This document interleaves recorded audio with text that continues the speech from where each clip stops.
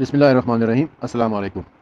یہ ایک ہمارے بہت سارے دوست ہیں کہ جو یہ سوال ہم سے کرتے رہتے ہیں کہ جی وہابی حضرات کی طرف سے، ناصبیوں کی طرف سے، خارجیوں کی طرف سے، دیوبندیوں کی طرف سے، اور یہ وہابی نظریات والے جتنے بھی لوگ ہیں، ان کی طرف سے ایک بات ہمیشہ یہ کی جاتی ہے کہ قرآن مجید میں یہ ہے کہ اللہ کے علاوہ کسی سے مدد مت مانگو۔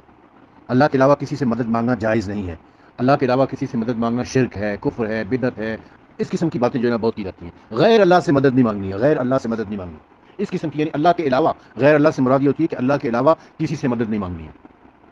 تو اس لیے چونکہ آپ لوگ جو ہے نا وہ یا علی مدد کہتے ہیں، یا رسول اللہ مدد کہتے ہیں، یا غازی عباس مدد کہتے ہیں، اور بریلوی حضرات تو یا غوث پاک مدد بھی کہہ دیتے ہیں۔ تو یہ سارا جو ہے نا یہ سب کچھ کہنا جو یہ شرک ہے، یہ کفر ہے، یہ بدعت ہے، اور اس قسم کی باتیں بہت زیادہ کی جاتی ہیں۔ تو میں اس حوالے سے کچھ گزارشات آپ کی خدمت میں پیش کرنا چاہتا ہوں۔ سب سے پہلی بات جو ہے، پہلی بات تو یہ ہے کہ ہمیں یہ بتایا جائے کہ قرآن مجید کی وہ کون سی آیت ہے جس میں اللہ تعالیٰ نے یہ کہا ہے کہ اللہ کے علاوہ کسی سے مدد مت مانگو، اللہ کے علاوہ کسی سے مدد مت مانگو۔ ہاں، اس سے پہلے میں ایک چیز کلیئر کرنا چاہتا ہوں۔ ہم اردو زبان میں جو مدد کا لفظ ہے نا، مدد جسے ہم کہتے ہیں اردو زبان میں، اس کے لیے عربی زبان میں جو لفظ ہے وہ ہے نصرت۔ نصرت کا ترجمہ ہم مدد کرتے ہیں، اور ہم اردو زبان میں نصرت کا لفظ بھی استعمال کر لیا کرتے ہیں۔ اور جو نصرت لفظ ہے اس کا مادہ نصر سے، نون صاد رے۔ عربی زبان میں جتنے بھی حروف ہوتے ہیں ان کا مادہ کوئی سے حروفی لفظ ہوا کرتا ہے، یا بعض اوقات چار حروفی لفظ بھی ہو جاتا ہے، لیکن اکثر جو ہے 99% آپ یہ دیکھیں گے کہ سے حروفی لفظ جو ہے وہ مادہ ہے، اور اسی سے پھر آگے مختلف الفاظ نکلتے ہیں۔ جیسے سطر ہے، سطر کا مطلب چھپانا، تو ستار چھپانے والا۔ جیسے فہم ہے، سمجھ، اور اسے نکلا ہے فہیم یعنی سمجھ والا۔ تو اسی طریقے سے جو نصرت لفظ ہے اس کا مادہ نصر ہے، اور اسی سے پھر نصرت، نصیر، انصار، یہ سارے الفاظ جو ہے نا وہ اسی سے نکلے، جس کا مطلب مدد ہوتا ہے۔ ہم اردو زبان میں نصرت کا ترجمہ مدد کرتے ہیں۔ اب عربی زبان میں تو مدد کے لیے بہت سارے الفاظ استعمال ہوتے ہیں۔ عربی ایک فصیح و بلیغ زبان ہے، تو اس میں بہت سارے الفاظ استعمال ہو سکتے ہیں، اور ان مختلف الفاظ جو عربی زبان میں استعمال ہوتے ہیں ان کے مختلف معنی ہوتے ہیں، اور سیاق و سباق کے اعتبار سے ہمیں دیکھنا ہوتا ہے کہ وہ معنی کیا ہیں، کہاں پر کیا لفظ استعمال ہوا ہے، اور وہ کس معنوں میں استعمال ہوا ہے، کس کانٹیکسٹ میں اسے استعمال کیا گیا ہے۔ چونکہ اردو زبان ایک لشکری زبان ہے، اور اس میں ایسے الفاظ ہمیں نہیں ملتے، اتنی فصیح اور بلیغ زبان نہیں ہے یہ، تو اس لیے ہم عربی کے مختلف الفاظ کا ترجمہ جو ہے وہ مدد ہی کر دیتے ہیں، جو بنیادی طور پر غلط بات ہے۔ مثلا نصرت کا ترجمہ بھی مدد کر رہے ہوتے ہیں ہم، تاز کا لفظ ایک آتا ہے اس کا ترجمہ بھی مدد کر رہے ہوتے ہیں ہم، رضا کا ایک لفظ ہوتا ہے اس کا ترجمہ بھی مدد کر رہے ہوتے ہیں ہم، نستعین کا ترجمہ بھی مدد کر رہے ہوتے ہیں۔ یہ مختلف الفاظوں کے ترجمے ہم مدد کے عنوان سے کر رہے ہیں، لیکن یہ عربی کی فصاحت اور بلاغت کے خلاف ہے، کیونکہ اردو زبان میں ہمارے پاس الفاظ کی کمی ہے۔ ہم نے کچھ اردو میں کچھ الفاظ انگلش سے لے رکھے ہیں، کچھ فارسی سے، کچھ عربی سے، کچھ سنسکرت سے، کچھ ہندی سے، اس طرح ملا کے ایک اردو زبان بنی ہوئی، تو ہمارے یہاں یہ مسئلہ ہوتا ہے۔ اب ہم جو ہے نا یہ دیکھتے ہیں کہ کیا قرآن مجید میں کہیں پر کوئی ایک بھی ایسی آیت ہے کہ جس میں اللہ تعالیٰ نے یہ کہا ہو کہ اللہ کے علاوہ کسی سے نصرت مت مانگو، یعنی مدد مت مانگو، اللہ کے علاوہ کسی سے مدد مانگنا کفر ہے یا شرک ہے یا بدعت ہے، ایسی کوئی آیت ہے؟ ہم اپنے وہابیوں سے، ناصبیوں سے، خارجیوں سے، دیوبندیوں سے یہ ریکویسٹ کرتے ہیں کہ وہ آیت ذرا آپ ہمیں بتا دو کہ قرآن کی وہ کون سی آیت ہے جس میں اللہ تعالیٰ نے فرمایا ہو کہ اللہ کے علاوہ کسی سے بھی نصرت مت مانگو، غیر اللہ سے نصرت مت مانگو، مدد مت مانگو، وہ آیت ہمیں بتا دیں۔ اور ایسی کوئی آیت نہیں ہے، انشاءاللہ کبھی قیامت تک یہ لوگ بتا بھی نہیں پائیں گے۔ دوسری طرف ہم یہ آتے ہیں، پھر یہ ہم دیکھتے ہیں کہ قرآن مجید میں کیا غیر اللہ کی مدد کے لیے کوئی آیات ہے؟ کہیں پر ایسا ہے کہ اللہ تعالیٰ نے غیر اللہ کو، یعنی اللہ کے علاوہ اللہ نے کسی کی مدد کی ہو، کسی نے کسی کی مدد کی ہو، نصرت کی ہو؟ تو اس حوالے سے قرآن مجید کی چند آیات میں آپ کی خدمت میں پیش کرتا ہوں۔ سب سے پہلے سورہ آل عمران کی آیت نمبر 52 ہے، سورہ آل عمران کی آیت نمبر 52،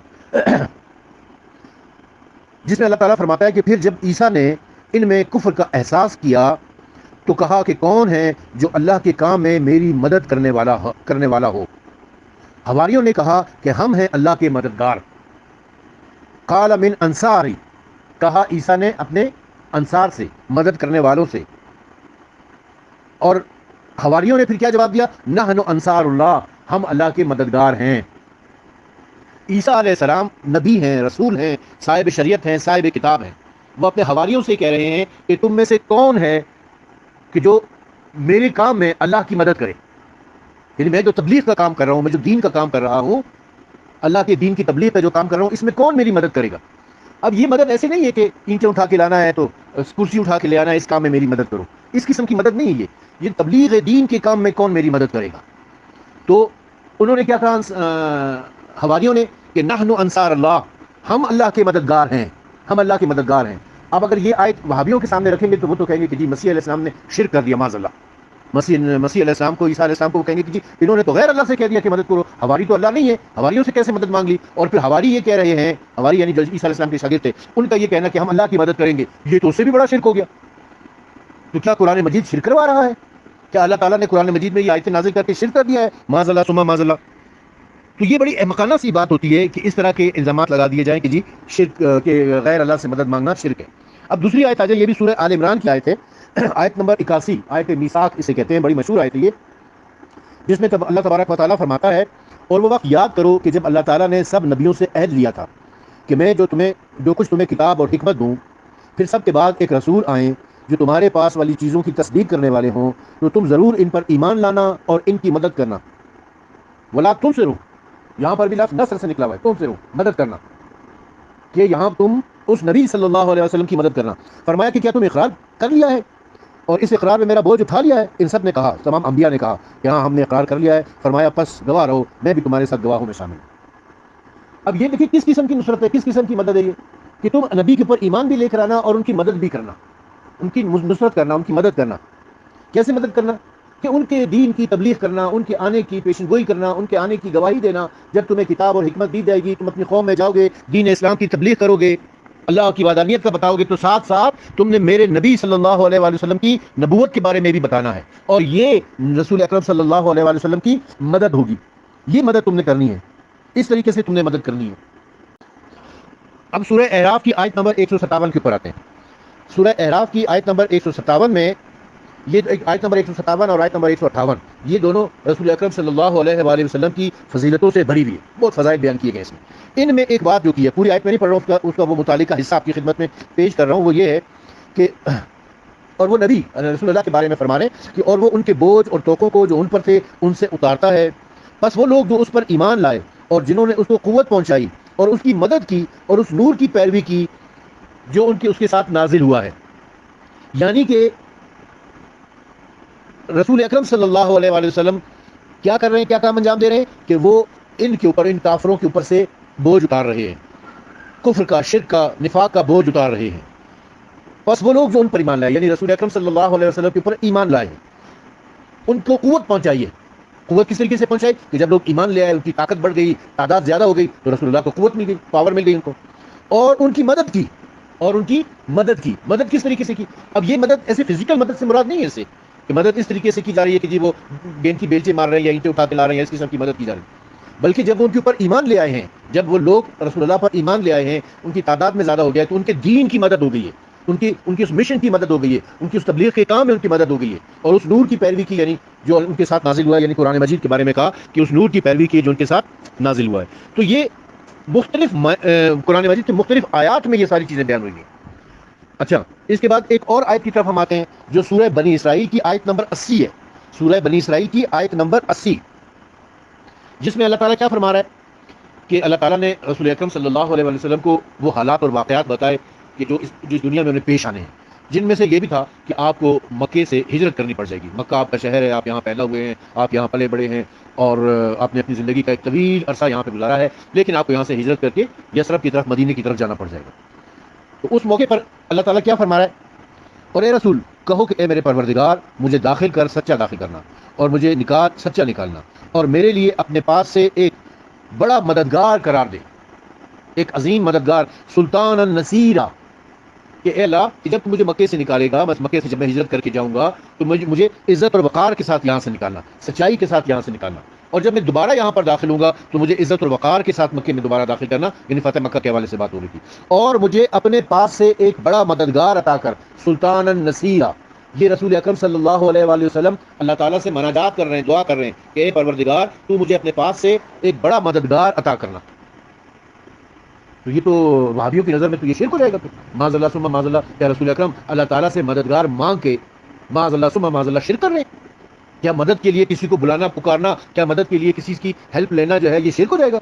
تو کیا آپ اس آیت کے بارے میں کیا کہیں گے کہ رسول اللہ دعا کر رہے ہیں اے اللہ تو مجھے سلطان النصیر عطا کر، ایک بڑا عظیم مددگار عطا کر.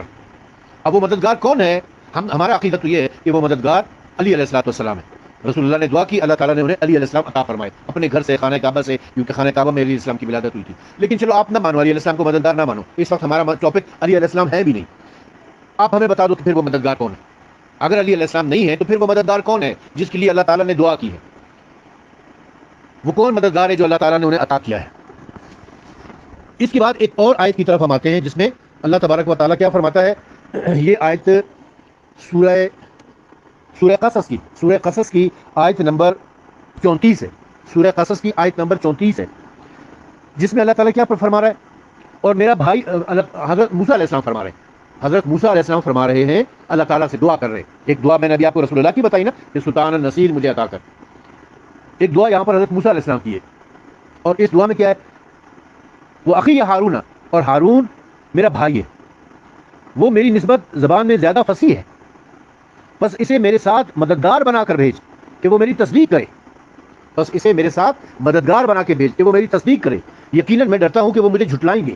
یعنی فرعون کے پاس جب اللہ تعالیٰ نے کہا نا کہ تم فرعون کے پاس جاؤ، اسے سمجھاؤ کہ وہ کفر کر رہا ہے، وہ شرک کر رہا ہے، وہ خدا بنا بیٹھا ہوا ہے، وہ بدماش ہو گیا ہے، وہ کسی کی بات نہیں مانتا ہے، تو موسیٰ علیہ السلام نے کیا دعا کی کہ اے اللہ، یہ ہارون میرا بھائی ہے، اس کی زبان بڑی فصیح و بلیغ ہے، یعنی تقریر اچھی کر لیتا ہے، گڈ اسپیکر ہے یہ، بس اسے میرے ساتھ میرا مددگار بنا کر بھیج کہ وہ میری تصدیق کرے، کیونکہ مجھے یہ خوف ہے کہ وہ لوگ میرا انکار کریں گے. اب اس حوالے سے اس مقام کے اوپر نا میں رسول اکرم صلی اللہ علیہ وسلم کی ایک حدیث بھی آپ کی خدمت میں پیش کرنا چاہتا ہوں. وہ حدیث متواتر حدیث ہے، اہل سنت کی تمام حدیث کی کتابوں میں ہے.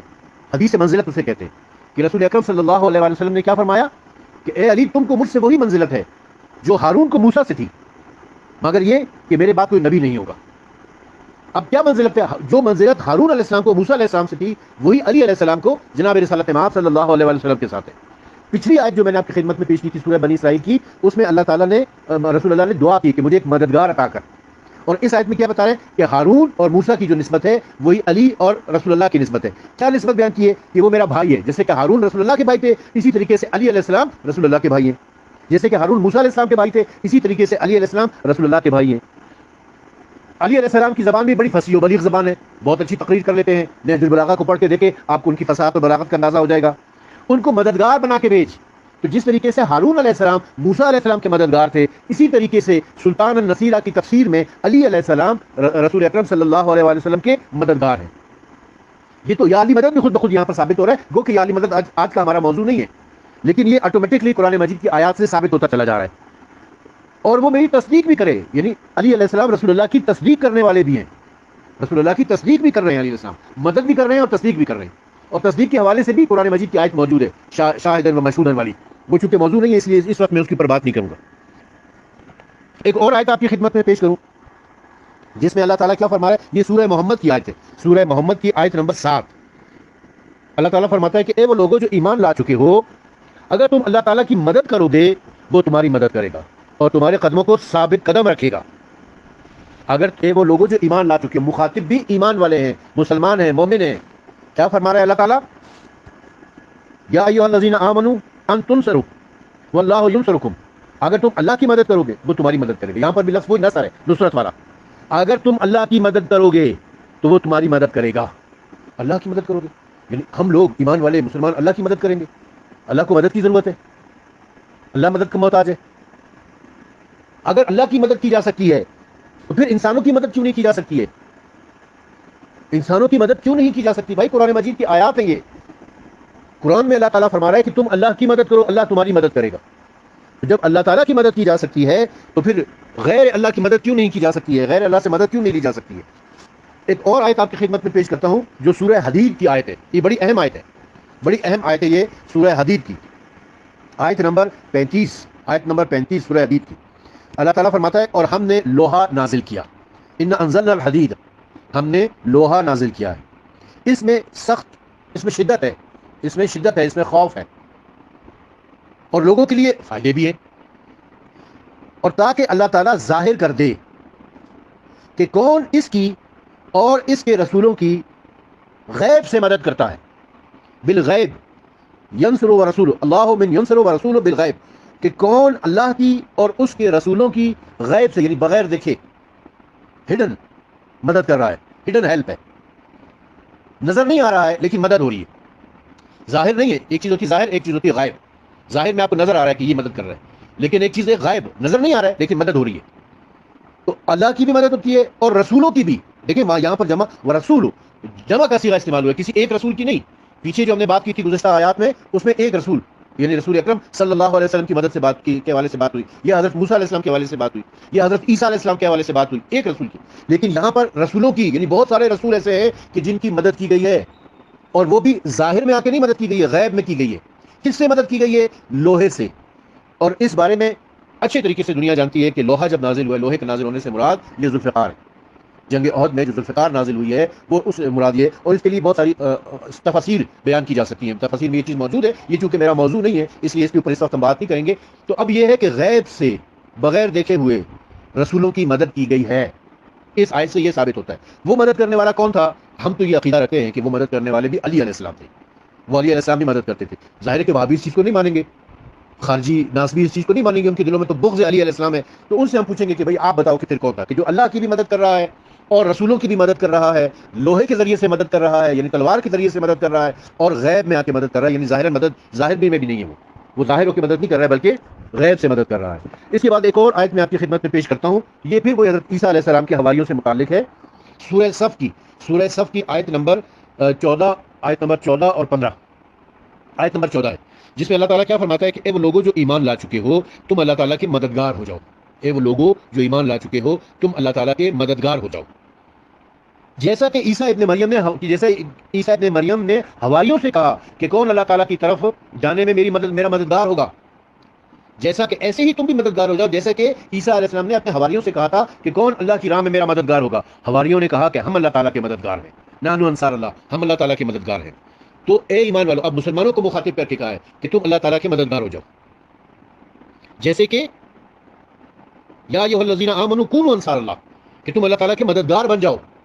اس کا مطلب یہ کہ اللہ تعالیٰ کے بھی مددگار ہو سکتے ہیں. آپ کہتے ہو جی غیر اللہ کا کوئی مددگار نہیں ہو سکتا, آپ کی کہتے ہو کہ لوگوں کا کوئی مددگار نہیں ہو سکتا سوائے اللہ کے. یہاں اللہ تعالیٰ خود مدد کی بات کر رہا ہے کہ اللہ تعالیٰ کی مدد کی گئی ہے. انصار اللہ کے الفاظ ہیں قرآن مجید کے اندر, اور پھر حواریوں نے کہا عیسیٰ علیہ السلام کے کہ ہم انصار اللہ ہیں.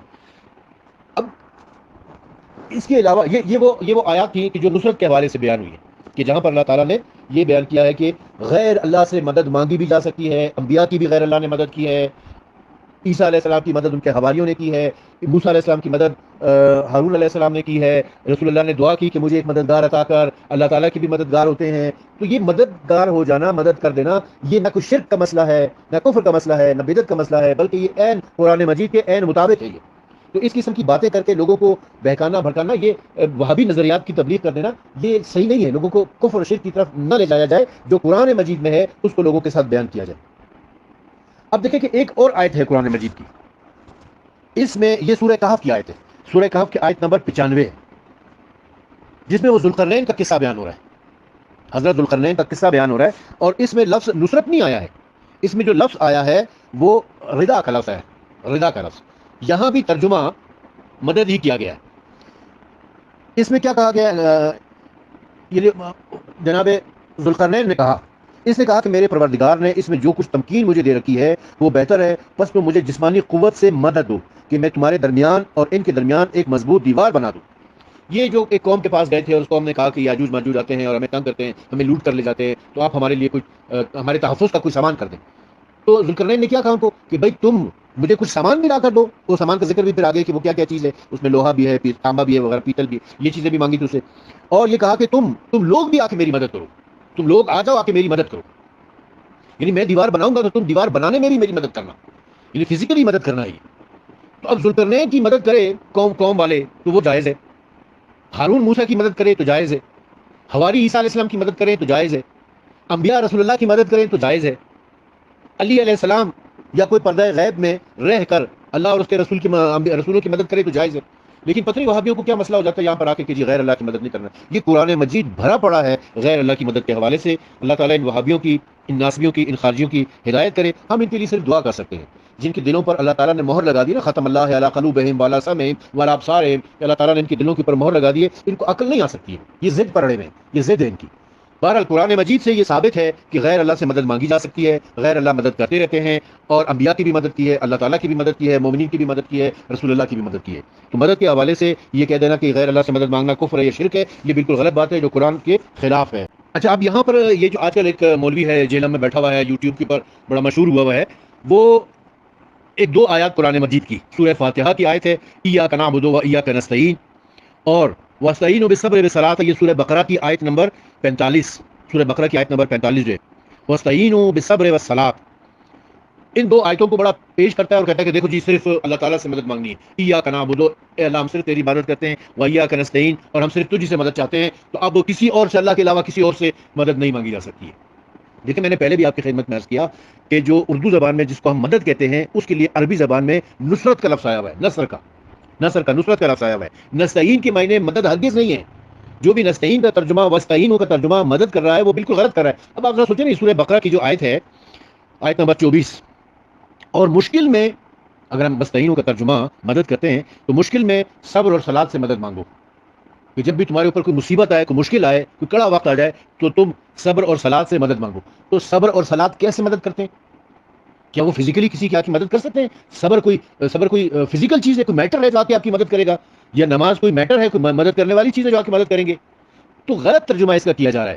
کیا واستعینوا بالصبر والصلاۃ، جب تمہارے اوپر کوئی مشکل پیش آئے، کوئی مصیبت آ جائے، کوئی کڑا وقت آ جائے، تو تم کیا کرو؟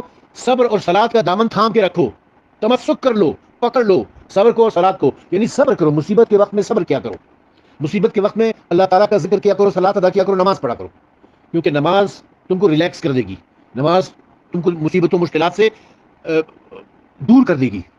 تو یہاں اللہ تعالیٰ جو ہے نستعین کا جو لفظ ہوتا ہے، نستعین کا لفظ نکلا ہے نمسک سے، نمسک یعنی وابستہ ہو جانا، پکڑ لینا کسی چیز کو۔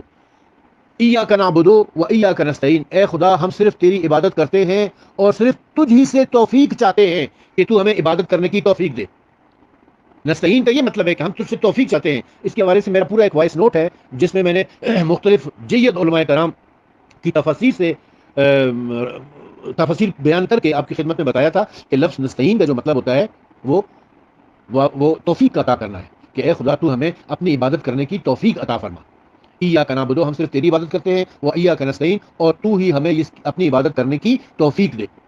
اسی طریقے سے یہ جو سورہ بقرہ کی آیت نمبر 24 ہے، اس میں بھی اللہ تعالیٰ یہی فرما رہا ہے کہ جب تمہارے اوپر کوئی مشکل کا وقت آ جاتا ہے، کوئی مصیبت آ جاتی ہے، تو تم صبر سے اور نماز سے منسلک رہو، وابستہ رہو، دعا کرو کہ اللہ تعالیٰ تمہیں صبر کرنے کی توفیق دے، اللہ تعالیٰ تمہیں صبر کرنے کی توفیق عطا فرمائے اس مشکل وقت سے گزرنے کی، تاکہ تمہیں یہ توفیق مل جائے اور تم اس مشکل اور کٹھن وقت سے، اس مصیبت کے وقت سے گزر جاؤ، کامیابی کے ساتھ گزر جاؤ، اور اللہ تعالیٰ کی نماز پڑھتے رہا کرو۔ تو یہ نستعین کا مطلب، واستعینوا کا مطلب مدد کرنا نہیں، فزیکلی مدد کرنا نہیں ہے، بلکہ اس کا مطلب ہے کہ اللہ تعالیٰ ہمیں یہ توفیق عطا کر دے کہ ہم اس مشکل وقت سے گزر جائیں، اور اللہ تعالیٰ ہمیں یہ توفیق عطا کر دے کہ ہم اس کی عبادت کرتے رہیں۔ وآخر دعوانا ان الحمد للہ رب العالمین۔